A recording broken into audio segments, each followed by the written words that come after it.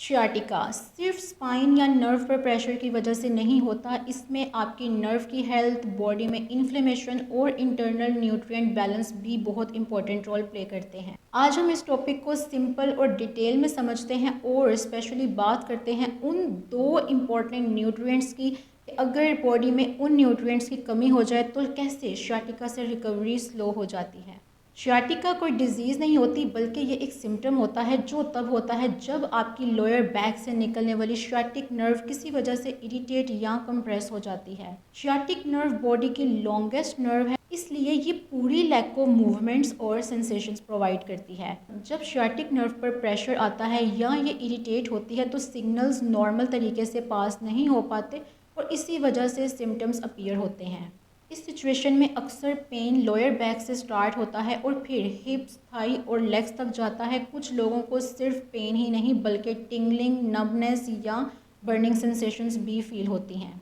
Simple words में sciatic nerve जब disturb होती है तो इस पूरे पाथवे में डिस्कम्फर्ट फील होती है जो यूजुअली एक साइड पर ज़्यादा नोटिसेबल होती है। शियाटिका अक्सर कुछ स्ट्रक्चरल प्रॉब्लम्स की वजह से होता है जो शियाटिक नर्व पर प्रेशर डालते हैं। इसमें सबसे common disc slip, spinal canal का नैरो होना जिसे स्पाइनल स्टीनोसिस कहते हैं, हिप्स के मसल्स का टाइट होना जिसे पीडिफॉर्मिस सिंड्रोम कहते हैं। इसके अलावा एज के साथ डिस्क का वीक होना, डीजनरेशन का प्रोसेस स्टार्ट हो जाता है या इंजरी, गलत पोस्चर और हैवी एक्टिविटी भी नर्व पर ज़्यादा स्ट्रेस डालकर पेन को ट्रिगर कर सकती है। ये सब मैकेनिकल इश्यूज होते हैं, लेकिन अगर बॉडी वीक हो या न्यूट्रिशन बैलेंस ठीक ना हो तो सिम्टम्स ज़्यादा फील हो सकते हैं और रिकवरी स्लो हो सकती है। अब हम उन दो न्यूट्रिशनल डेफिशिएंसीज के बारे में बात करते हैं जो नर्व्स को वीक करके सिम्टम्स को ज़्यादा नोटिसेबल और लॉन्ग लास्टिंग बना सकती हैं। सबसे पहले नंबर पर vitamin B12। Vitamin B12 body की नर्व्स के लिए बहुत इंपॉर्टेंट न्यूट्रिएंट है।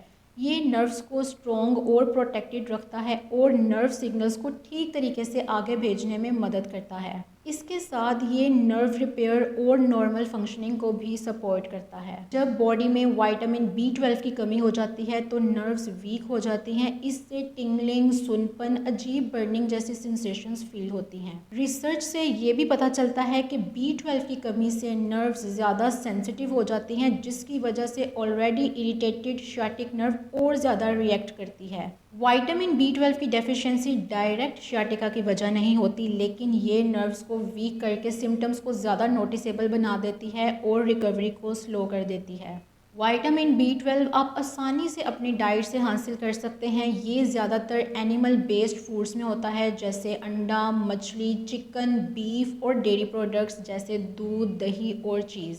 सिंपल बात यह है कि अगर आप अपनी डाइट में इन चीज़ों को रेगुलरली शामिल करते हैं तो विटामिन B12 की कमी होने के चांसेस काफ़ी कम हो जाते हैं। नंबर 2 पर है vitamin D। Vitamin D body के लिए इम्पॉर्टेंट न्यूट्रिएंट है जो कैल्शियम को एब्जॉर्ब करने में हेल्प करता है, बोन्स को स्ट्रॉन्ग रखता है, मसल्स और नर्व्स के नॉर्मल फंक्शन को भी सपोर्ट करता है। इसके साथ ये बॉडी में इन्फ्लेमेशन को कंट्रोल करने में भी मदद करता है। जब विटामिन डी की कमी हो जाती है तो अक्सर मसल्स और बोन्स वीक हो जाते हैं और बॉडी में इन्फ्लेमेशन बढ़ सकती है।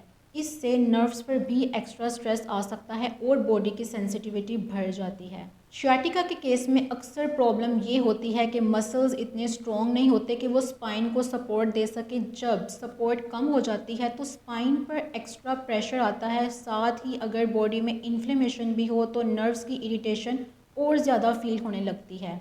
इसी वजह से लोअर बैक और उसके आसपास के एरियाज़ में लगातार डिस्कम्फर्ट, हैवीनेस या दर्द महसूस होती है। रिसर्च ये बताती है कि अगर बॉडी में विटामिन डी का लेवल लो हो तो इसका असर सिर्फ बोन्स तक लिमिटेड नहीं होता। ऐसे लोगों में chronic low back pain, muscles और जॉइंट्स की प्रॉब्लम ज़्यादा देखने को मिलती है। सिंपल वर्ड्स में जब विटामिन डी कम होता है तो बॉडी की स्ट्रेंथ और पेन टॉलरेट करने की कैपेसिटी भी कम हो जाती है। इसलिए छोटा सा स्ट्रेन या प्रेशर भी ज़्यादा डिस्कम्फर्ट फील करवा सकता है, स्पेशली बैक और मसल्स में।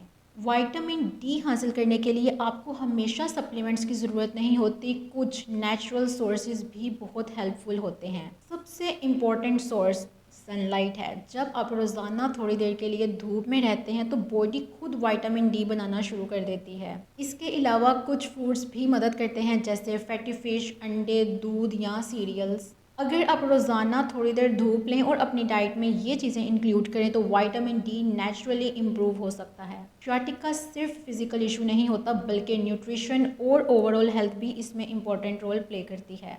मैं अपनी नेक्स्ट आने वाली वीडियोस में आपसे डिटेल में बात करूंगी कि कैसे डेली हैबिट्स और पोस्चरल चेंजेस से आप सियाटिका को बिल्कुल रिवर्स कर सकते हैं। बहुत शुक्रिया।